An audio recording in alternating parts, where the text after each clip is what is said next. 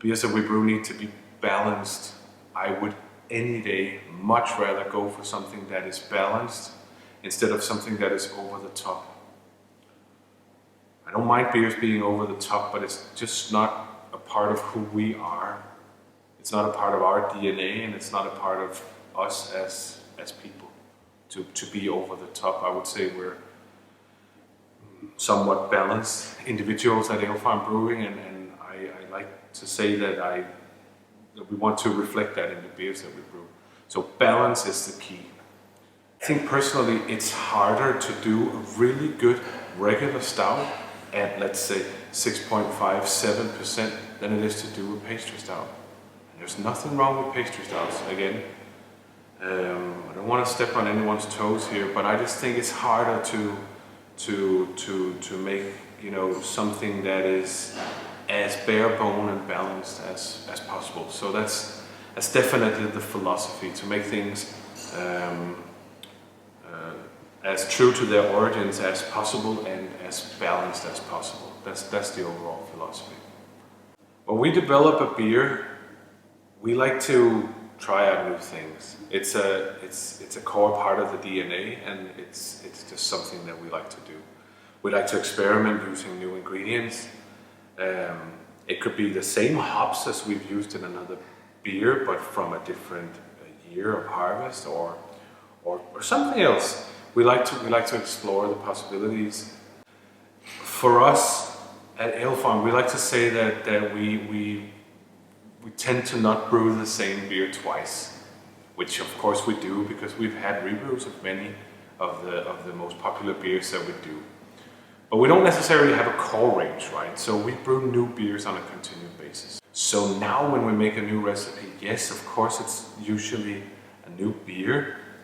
The question is how new it is, and usually it's a twist on an existing recipe. In terms of beer styles, all breweries have different favorites, I guess, or at least we do, definitely. And we have a heritage that is in the farmhouse style saison, spontaneously fermented, mixed fermentation style beers. They take a long time to produce, so in the meantime, going back to the start, we used to brew IPAs. I remember that we were one of the first second wave microbreweries to brew double IPAs in Denmark. But again, someone needs to correct me if I'm wrong, but I just remember it that way. That we were one of the first breweries to really do it, and we had a stretch during which we brewed a lot of double IPAs. And again, what was that an expression of? That's an interesting question.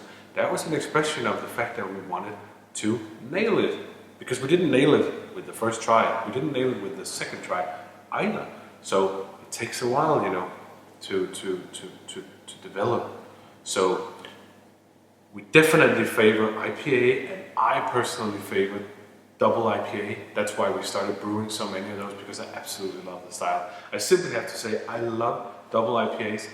I like the mouthfeel, I like the taste, I like the roundness of them. So IPAs, double IPAs we do. We do stouts when they're in season.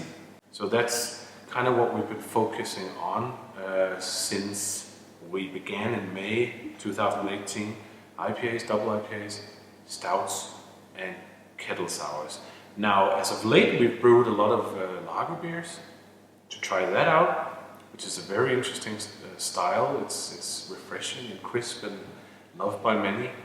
And of course, we have our whole barrel aging program and the spontaneously fermented mixed fermentation stuff that we are kickstarting at the new place here. But that's in the future, right? In the immediate future, but still it is in the future.